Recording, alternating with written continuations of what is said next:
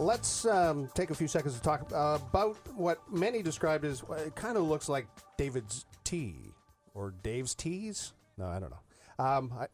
David teas. David's teas? David, what is it, Matt? Who is this David T you keep talking about? You know, you go in and you buy tea from David's Tea. I believe it's David's Tea. Okay. The signs came to the attention of all of us when they did a sneak peek a couple of weeks ago at the Joe Howe NSLC, C standing for cannabis in this case.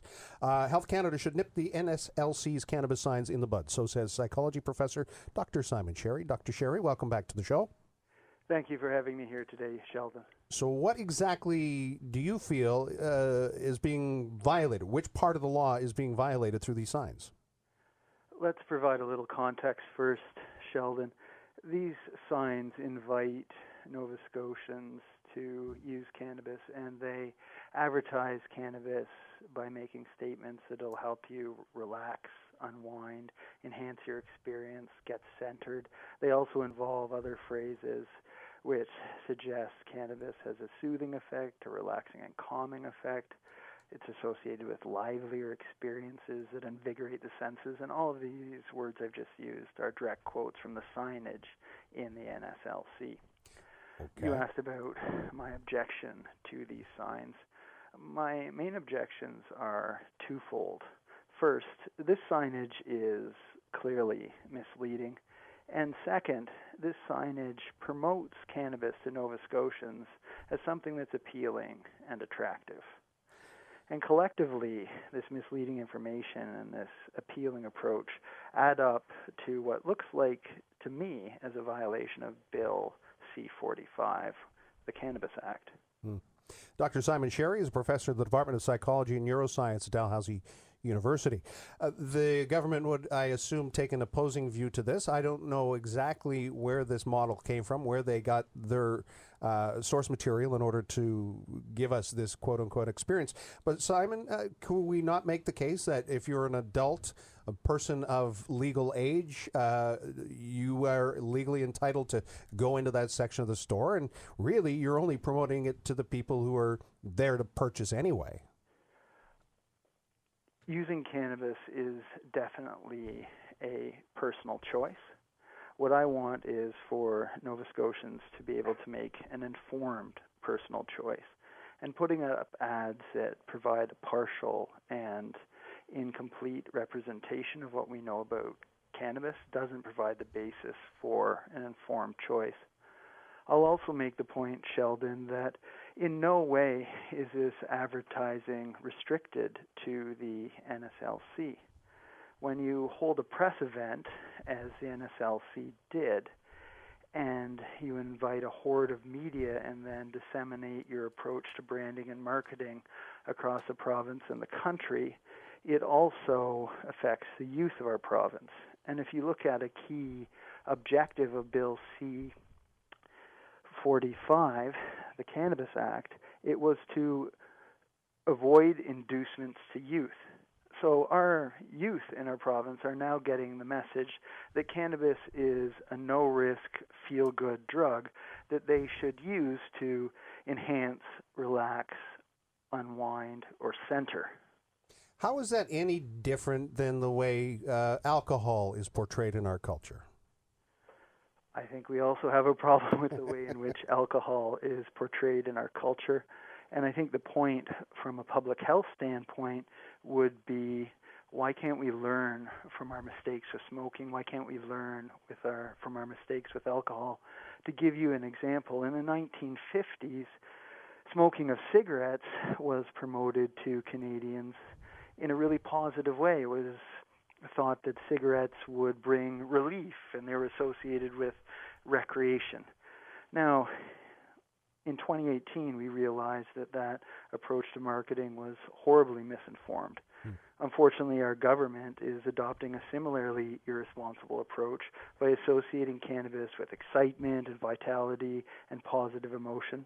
In fact, our government is associating cannabis with these favorable outcomes in a way that really seems contrary to Bill C-45. In the news release, especially ill-advised, Nova Scotia already leads Canada in percentage of cannabis users, percentage of cannabis use disorders, and grams of cannabis smoked per person. Doctor, it's illegal now. So this is at least some level of control, more so than there is right now where there is zero. There's a lot of promise with legalization, and if Nova Scotia were to take a cautious, evidence-based approach, legalization could have a very favorable effect on our population. Unfortunately, that's not what's happening right now. It looks like our government is more concerned with maximizing profits than public health. As you say, the Nova Scotia government's approach to cannabis legalization seems more influenced by Cheech and Chong than by evidence and guidelines. Do you know if anyone within your community, the psychology and neuroscience community, was consulted in any way about this? I can't speak for the NSLC or the government, but I do end up with the feeling that when you look at the signage where it talks about invigorating you and enlivening you and helping you relax and wind, enhance, and center, you'd think that cannabis was somehow a path to enlightenment as opposed to a drug with well-characterized dangers. Just envisioning how much pushback you're going to get about this, Doctor. Dr. Simon Cherry's here. There are groups, people who say, listen, it's part of our society, it's part of our culture, no big deal. Why do you have a different message? What is it that you're basing your opinion on? I wouldn't even say that this is so much a matter of my opinion. It's rather the case that a reasonable body of scientific evidence has accumulated to suggest that cannabis is associated with certain harms. Those harms can include depression, anxiety, psychosis, suicide behaviors, addiction, cognitive problems, health problems, impaired driving, and so forth. All I'm really asking for is a more even, balanced representation of information on cannabis. Is there a possibility maybe some circular, some flyer, some kind of resource material might very well be included in that little brown paper sack when people walk out of the store?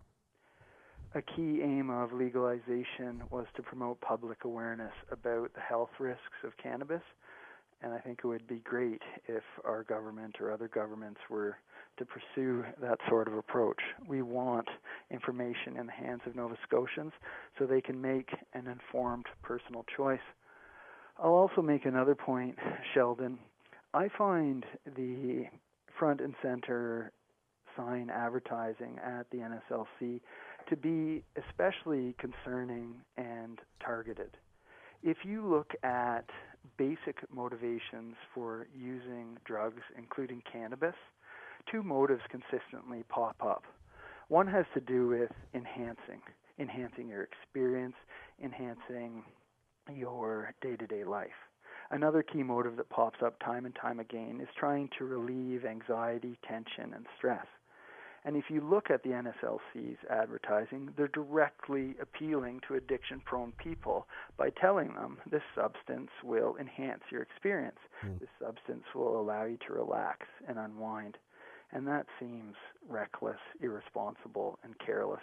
We've been very careful over the last number of years to talk about this substance not being harmless, as some in our society believes, but we're also willing to explore and discuss issues like this. Dr. Simon Cherry, for the benefit of a listener who was asking something we asked you of the last time you were on, you did say that you had smoked or consumed cannabis, but that was a long time ago. At no point in the last 20 years have I used cannabis, and that's my personal choice.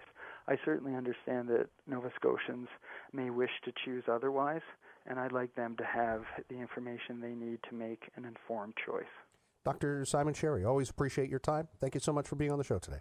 Thank you for having me, Sheldon. Take care. Dr. Simon Cherry, we'll leave this up to NSLC. He is, of course, the professor in the Department of Psychology and Neuroscience at Dalhousie University. We'll have to find out from NSLC what their thought is when it comes to his criticisms that they may very well be violating the federal law. It's not law yet, man.